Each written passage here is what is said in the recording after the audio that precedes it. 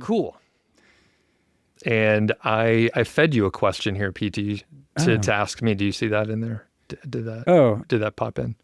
You asked me what's new with the pod. Oh, I thought that, okay. I didn't quite know how that document. No, that's okay. We'll leave. We actually won't edit this out because it's funny if I'm like, hey, ask me a question. Yeah, it's kind of like point form. It says, Doug, what's new with the pod? Lost sponsor. Don't want ads.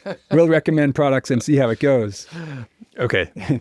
So, Doug, did you drop your sponsor or stop having a sponsor? Because I noticed we're not talking about mattresses this time. Correct. Yeah. So the previous sponsor, they worked with us for a few years. Ghostbed, they were great.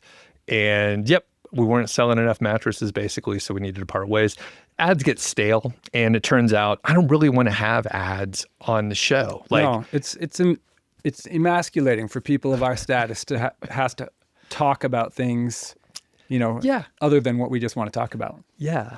And to all the other big podcasters out there, like Huberman Labs and stuff, I'm like, come on, fucking AG1 supplement. They pay very high fees to the podcasters, and it's not a very good product. So anyone hawking Athletic Greens is not, they shouldn't. Although if Athletic Greens wants to sponsor the show, give me a call. No way. No way. I would never go on here again if you go So that's Greens affiliate. And now they're probably going to be like, all right, we heard you talked about the product, so we want to sponsor you. Yeah. So anyway, I don't want to have ads. There's back and forth. You have to talk about the product. Yeah. And plus we're already wealthy enough to not have to do stuff we don't want to. So I like the idea of sponsors that like fit into the life, and it's somebody that you support, like Jeremy from Personal Finance Club. Totally. He started this thing, Nectarine. We think it's a good idea. So we'll recommend it. And then whether it's an affiliate or not, right. And then if he wants to pay for those recommendations for those clients, that's like a win-win even more. But you can't let it change what you talk about. Right. It has to just be what you would have talked about anyway. And I could go on and on. Maybe we'll save part of it for the next episode. But basically, I'm going to recommend products. And I've listed a few here. It's like Zero Shoes. We have, I like Chili Pad a lot, Mint Mobile, specific products on Amazon, like the supplements I take for sleep. Oh, yeah. See, outdoor gear. Because we all buy stuff off Amazon. So if you recommend so people can piggyback on your research, and then Amazon pays you for that. Yeah. That's great. And it's not a huge amount, but it's just enough because the thing is, and I'm actually curious, like your advice that you would give to me. So it's not super expensive to run a podcast, but you can see there's equipment here, there's hosting, there's some other things involved, and it's not free. And I like doing this. I would pretty much do the podcast for free. We're hanging out, we're having a good time. I don't necessarily want to pay a few $100 or few $100 per month. There's other admin. We have to file taxes and other shit. There's other things that people don't think about. So I don't know if I like it enough to be a hobby where I pay for it. It would be a little bit different. But as a blogger, where you earned a lot of money before and now it's less, how do you view it from a break even / sponsor / can I get just a few donations to make this work? Yeah. What would you tell me? It's funny. So the rational answer is I shouldn't care at all. I should just be blogging, even if I have to pay for it out of my own pocket, because it's fun. And it brings a lot of other satisfaction to my life. And there's lots of stuff I spend money on that doesn't make money. So why should our hobbies, that involve podcasting or blogging have to pay us?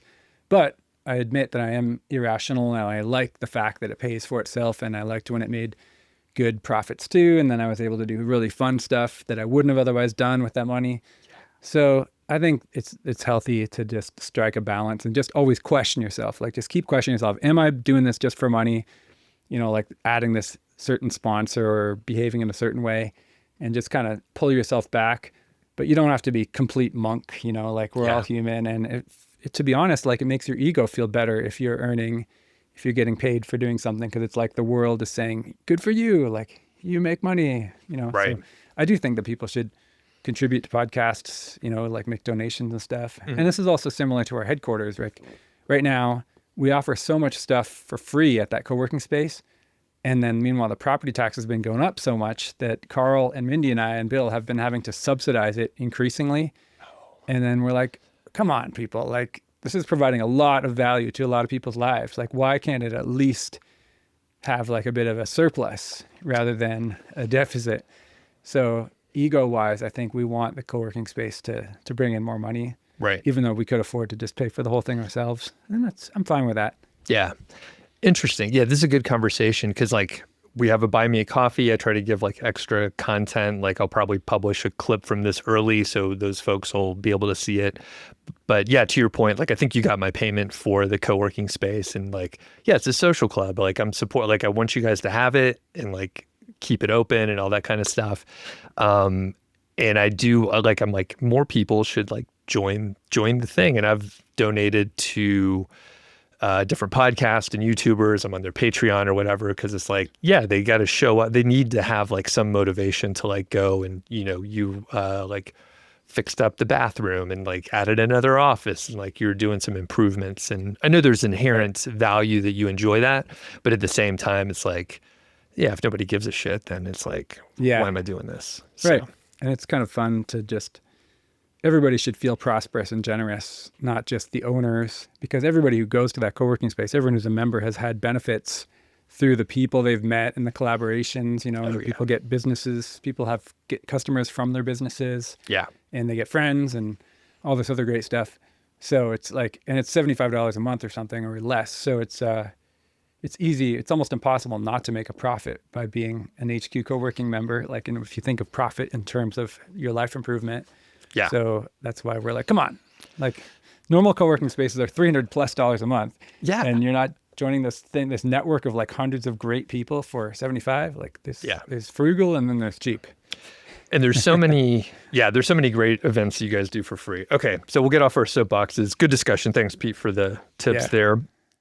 If you enjoyed that clip, be sure to check out the other segments of this full interview, and you could check out the playlist. If you really enjoyed it, please consider subscribing to the channel.